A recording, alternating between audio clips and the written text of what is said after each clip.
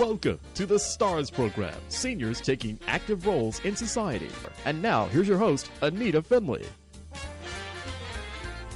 Okay, so now I'm into some serious stuff. You know, we have all sorts of interviews on Boomer Times, but we also have some very, very serious interviews that break my heart many times, because as someone who's just cared so much for the older adults, and as one ages, sometimes they become helpless if there's no one there. And I always call it advocacy. And if there's no advocacy, bad things can happen. So I was so happy to meet Michael Brevda, who started a firm called Senior Justice Law Firm. He's been on our show along with many of his partners.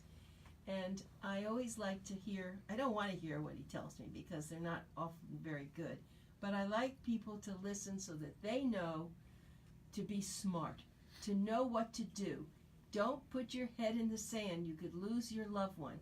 So welcome to our show, Michael. Always a pleasure, Anita. Yeah. Thank you for having me back. Well, it's so important that you do this, and your articles are so good, because so many people, unless it happens to you, you have no idea about it. Because even when I talk to you, I sit with my mouth open, because I don't really understand a lot of the things that you do or you know.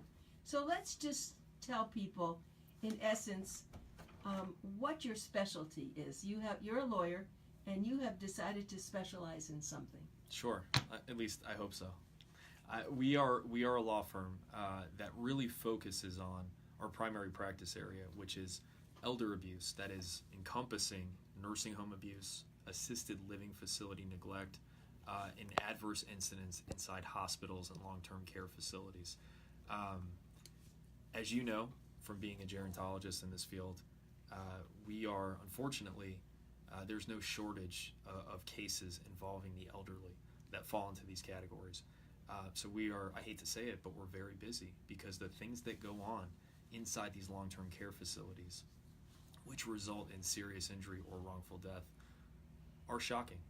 And I feel like every time, I come here, we catch up kind of off the air, and every time I am chock full of just horrible stories, horrible cases that we're working on since I've talked to you last.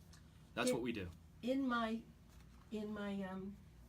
scholarly work, when I was getting my master's degree, there was a very important chapter in a book, and also we spent quite a few weeks talking about the legal aspects of aging. That was the title. Interesting. And that really covers so many of the things that I've heard from you, not having an advocate. In fact, I'll tell you one little thing that came out of this. When orthopedic surgeons used to operate, they never put an X on the right leg. Let's say they were going to do a knee implant, but now they do, because there were many accidents where the person woke up and said, "That wasn't the knee." Sure. Right? Yeah, sure. I mean, you would have loved that case. I mean, that's it'd be a lot easier than some of the stuff we're working on. Absolutely. Okay, so people are trying. I mean, look, the medical field tries very hard. There's so many. I would say the percentage of good people in this field, they work hard, they care about seniors, but some fall through the cracks, and those are the ones that you have to take care of. You have to do this. You have to set an example, Michael, so that when people see these bad things happen, that then the administrators or whomever is in charge says, in their training, you've got to watch out. So why don't you tell us about some of the cases that you can't take, and what people should have done maybe to have made it easier, and then we'll go into a new big case you have. Sure. And I know that we had talked off the air about a case that you so graciously referred to my law firm, and unfortunately we had to decline representation, and the reason being, it was nothing personal against the family or the victim. It was just that the claim was time barred. And what I mean by that is that in Florida, we operate on a very strict statute of limitations, which is a time period of which you can bring your claim. If you don't bring a medical liability claim, whether it's for nursing home neglect or medical malpractice, within 2 years of when you knew or should have known of the incident, of the malpractice, you can't bring it. And unfortunately, with the case from the gentleman that you referred, it was beyond that 2-year window, and there is nothing we can do. Well, let me catch on to that, what you just said. Why do people wait? Oh, people wait for all kinds of reasons. I mean, people wait because they want to grieve. People wait because they try to do their own investigation and they try to get answers on their own. They try to do, their own legwork before consulting with a professional like a lawyer or somebody from the state. People wait for any number of reasons, but I guess the take-home message would be if you suspect something bad happened to your loved one and you think it may have been due to negligence or malpractice or some kind of wrong act, it doesn't pay to wait. You should consult with a lawyer right away. And the good part is, in your particular profession, for what you do in your specialty, you really don't charge an hourly fee. So many lawyers do that, and so that's probably why some people wait. But with you, once you decide that it's a case that you can take, you really just say, when we win, we'll take out what our share is. Absolutely. It is it's done on contingency fee only, which means we don't charge any upfront fees or cost. We never ask the client to advance any money, like for medical records or expert witnesses or anything like that. We fund the entire case, and at the end of the case, our fee, what we get for doing the legal work and getting the resolution that we hope to get the family, is 33 1/3 to 40% of the recovery, depending on when the case settles or goes to trial. And so they know all that up front, but most people, I'm glad you mentioned it, so now people know, don't wait. If something seems to be really serious, and I know that I have referred some people to you, and you take very quick action. They get you on the phone, probably in 3 minutes when they're on the phone, and then if not, they meet with you, and then maybe it's still not.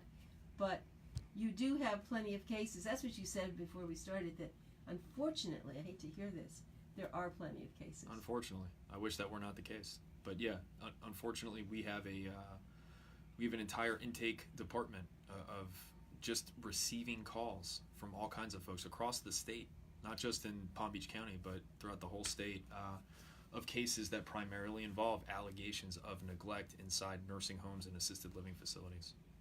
And it's a very rampant problem. This is off the subject in a way, but is South Florida, or let's say, is Florida more prone to this than other states?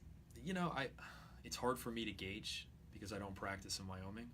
But I would say that because we have a disproportionately elderly population, there's a lot of it here in Florida, unfortunately. And I think it's a bit of a perfect storm because we have a primarily elderly population, so there are a lot of facilities just by volume. When you couple that with the fact that the state of Florida, albeit well-intentioned, it does not have the most aggressive agency wing to oversee elder abuse and investigate incidents of elder abuse. So when you have a lot of folks that are in facilities and you have a not so aggressive agency oversight from the state, it leaves this vacuum and it allows things like this to happen. And that's why I believe we get so many calls on people that were badly hurt or wrongfully died inside of nursing homes. And I may be wrong, but I don't think there's another firm here in South Florida that only specializes in what you do. Am I wrong? There are other firms that practice in this practice area. But a lot of things. I think those firms would do a broader spectrum of cases, whereas our primary focus is on nursing home and ALF injuries.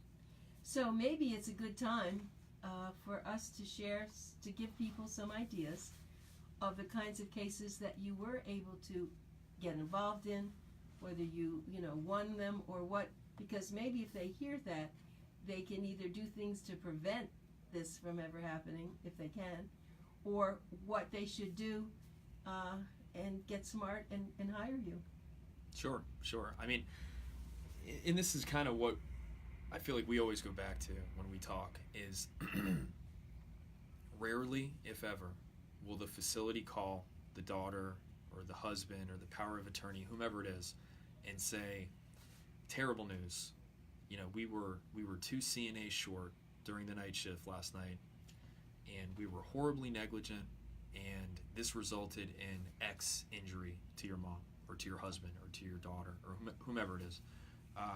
So rarely do we get those kind of admissions and those kind of phone calls. More often than not, it's a total, a cover-up attempt where they're trying to either conceal the injury itself, or if the injury is readily apparent, the facility might try to say, hey, this was a naturally occurring thing, this is a natural process of whatever disease they have, or this was unavoidable because of X, or it's your mom's fault because she wouldn't stay in bed overnight. They'll come up with any number of excuses. So it's really incumbent on the family. It's the job of the family that if their parent suffers a bad injury, they should not accept blindly the explanation from the facility, especially if you get that kind of sixth sense that you're either being lied to or the truth is being distorted in some way. So common injuries that we handle, which are not guaranteed negligence events, but more often than not result from negligence, are broken hips, broken femurs, any kind of fracture that happens due to trauma, like a fall or being dropped.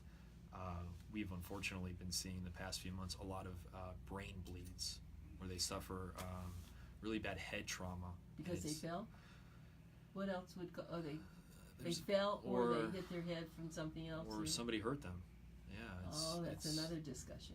Yeah, I mean, it's, look, I mean, when you have an overworked, underpaid aide that may be frustrated, may be having a bad day, we've seen cases where aides have hurt residents. We've seen a lot of cases where you have a confused, aggressive, demented resident that could attack another resident. And those are always interesting cases for us because we have to prove that the facility knew or should have known of that violent propensity that attacker had. Because usually that doesn't happen, that's not an isolated incident. You usually have a pattern of violent history behavior. Of that, absolutely. Sure. So I mean, any kind of broken bones, any kind of brain injuries that aren't naturally occurring, and then we see a lot of bed sores, which are also called pressure injuries or pressure ulcers. Medically, they're referred to as decubitus ulcers. But those bed sores, as you know from working in this field, there's no excuse. And it's the easiest thing to take care of. You just get them as soon as you see a little red mark, yeah. You just put the stuff on it and you turn them. So that's probably the best case because they can't. What are they going to say about that? No, you'd be shocked. They have a lot of answers for it, say? but at the end of the day. But what could someone say if they have a bed sore and they didn't, and it opened up and went into the bone? I could tell you how they would defend it, but at the end of the day, it doesn't matter because it's not true. It's absolute baloney. Right. If somebody has a bed sore on their backside that goes down to the bone, like you mentioned, there is no excuse ever for that. I mean, literally, the technology has come such a long way. Yes. Just since I've been doing these cases, they have these alternating air pressure mattresses that.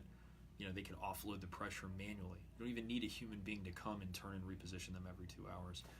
There's never an excuse for severe bed sores like that. So those are always evidences of neglect. Well, so let's go back though to someone who is. Are these always nursing homes, or can they be in rehab centers? Where have you see, or assisted living? What do you have mostly? ALF, hospital. Hospital. Oh yeah. Unfortunately, hospitals are not immune from providing bad care. It is rarer than the nursing homes and the rehabs and the assisted living facilities, but I would say at any given time, about 20-25% of our caseload is against acute care hospitals. Amazing, yeah. Because that's why they're in there. They're there because they're in a very bad situation.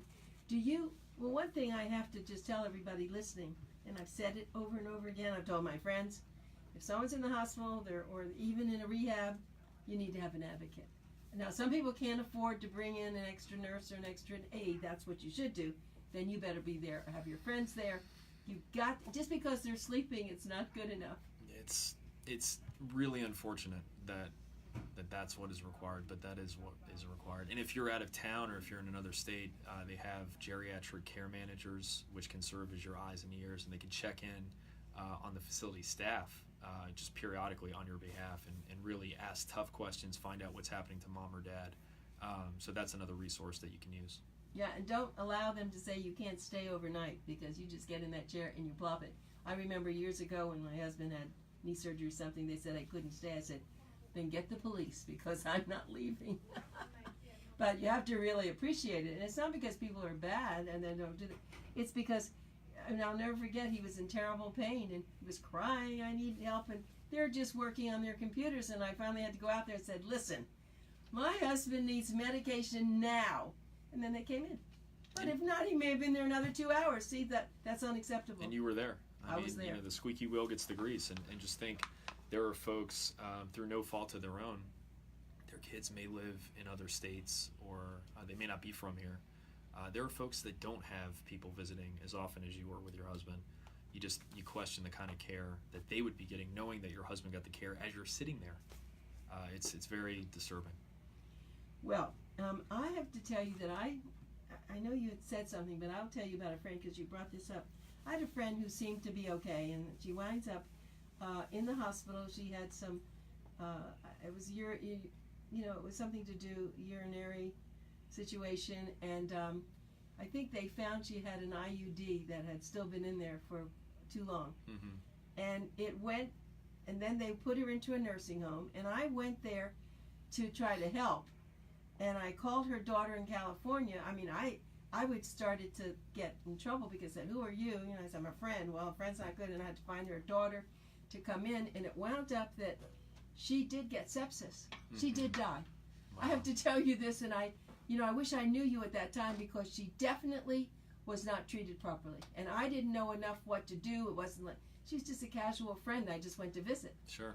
And I didn't know all these things, so that may be the kind of thing you're talking about. Yep, we haven't formally accepted the case, but we're looking at a case. It's not in the Palm Beach County area, so I feel comfortable talking about it. And it's a case where a woman with advanced MS had a catheter. She was voiding through a catheter.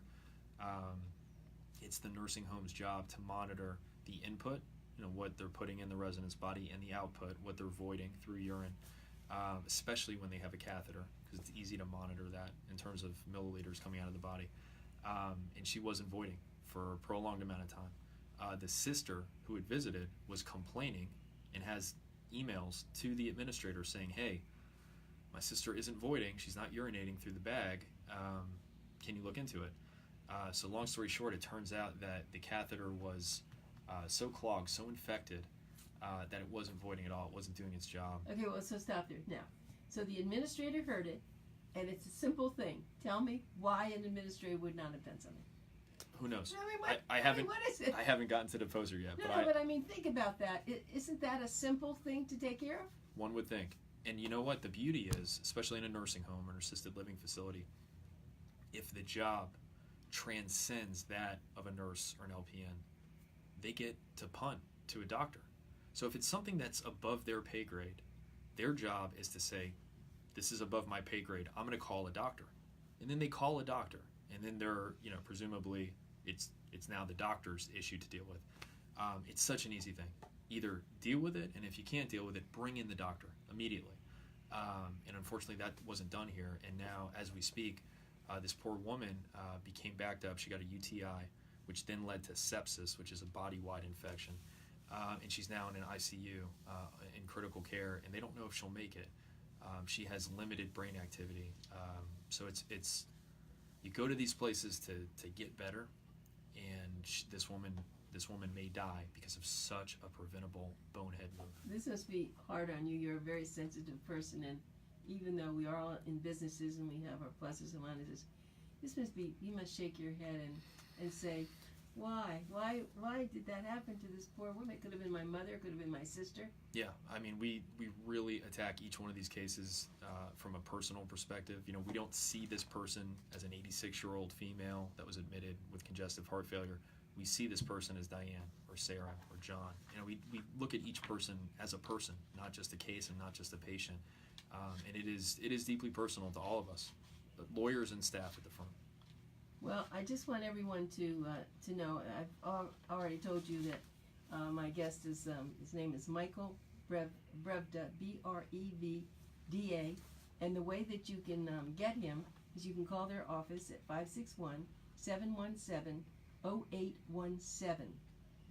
Again, that's 561, remember this is Pencil Talk Radio, 561-717-0817. And don't be afraid to call, because they'll listen to you and they'll be able to tell you something. So let me also refer to our magazine. Every month, Michael and his partners write a very important, interesting article. And the reason that we think Boomer Times is important is because how else are you going to be able to have someone write an important issue? And we do this whether it's a lawyer or it's a doctor or someone.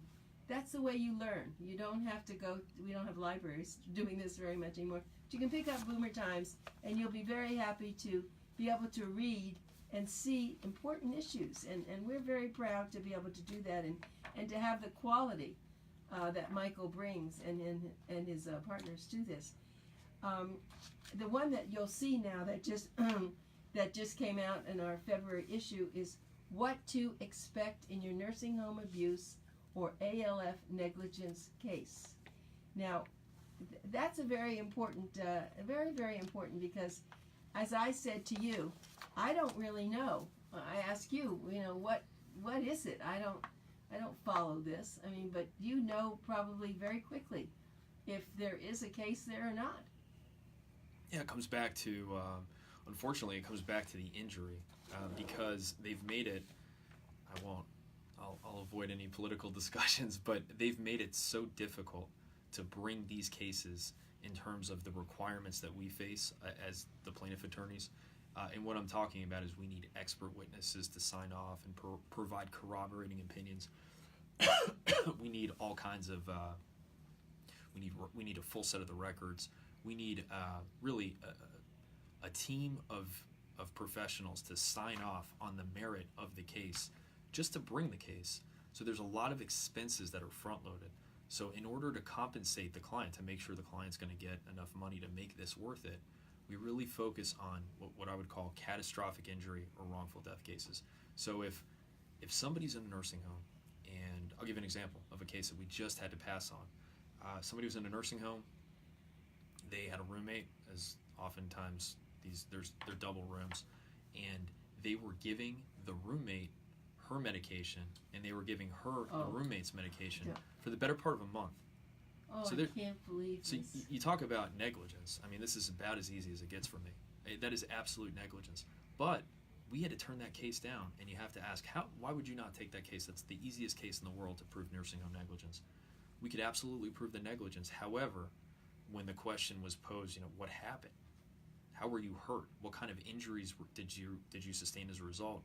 Knock on wood, thank God, no long-lasting injury. They caught it. It was remedied. There was no real effect on either the roommate or the person who called us.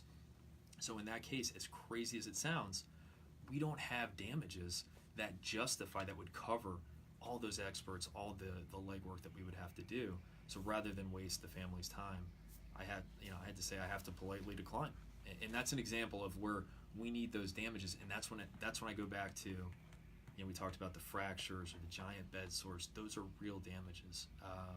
Well, I think, Michael, that it's a good thing now for us, our listeners, to know when you're being given medication, make sure it's your medication. Now, scary, but yes. Yeah, they usually bring it in just little pills.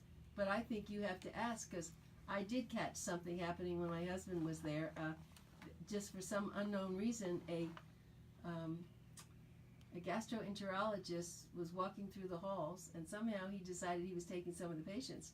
And of course, I watched everything so carefully, and the next morning, they were giving him the pills, and I said, well, what's that pill? Well, a gastroenterologist said, what gastroenterologist? Right. And of course, I reported him, but they would have given him this. Oh, yeah. Now, I mean, and so here I am, and I'm there 24 hours, sitting, sleeping there, but most people couldn't do that. No. But no. So that man something should have happened to him. Yeah. I don't know what Sure, nothing did. And that goes back to what I talked about before, is that the agency oversight from the state, it's woefully deficient. Unfortunately. It's not that they're ill-intentioned. It's not that they're bad people. It's that they don't have the resources to watch all these facilities. These facilities pop up overnight. It's really hard for them to monitor each one of these facilities. Now, I also had another person call you. Maybe that's what you're talking about. I'll just say his first name is Harry. But anyway, he called because his mother had some very serious thing happen. There was an operation, and they cut something that they shouldn't have. and it shouldn't have been a problem, but it became very bad. And he is a lawyer himself, not that kind of a lawyer. Entertainment lawyer. Yep. And Yes. he went crazy, and I said, "Oh, you've got to call them." Yeah. But Yeah. he said he couldn't take it. He said you couldn't take it for various reasons too. Same thing. But when there is something really done that's wrong, that does not make sense that you can't do it. It doesn't, and it's a product. It's really a product of some laws that I think are unfair, that favor the corporations and at So the that's what detriment it of is. individuals. I think. I mean, I'm a little biased, but I think that's Well, the you've root seen cause. things. That's why Yeah, I think mean, you're saying that. I have to have these conversations every day with people. That being said, just if anyone's listening and they're on the fence about calling, there's never a charge for us to look at a case. Like you said, we don't get paid until the end, so we don't get paid unless we make a recovery. So when in doubt, I would just hate for this to have like a chilling effect on somebody that's on the fence about Right. calling. When in doubt, call us. Like I said, we have a full intake department. We're happy to speak with anybody about any potential case, and then we can help guide you, whether it's something we can help with or if it's something that maybe we can't help with. We always explain our reasoning. Well, let me just give you your phone number again. It's 561-717-0813. Senior Justice Law Firm, right? You got it. Okay, thank you so much, Michael. We'll catch you again, but please, people, take care of yourselves. You're big now. You're supposed to know. Get people to help you if you don't remember things. Get friends. Get family members involved. Don't let this happen to you. Thanks, Michael. Always a pleasure, Anita. Thank you.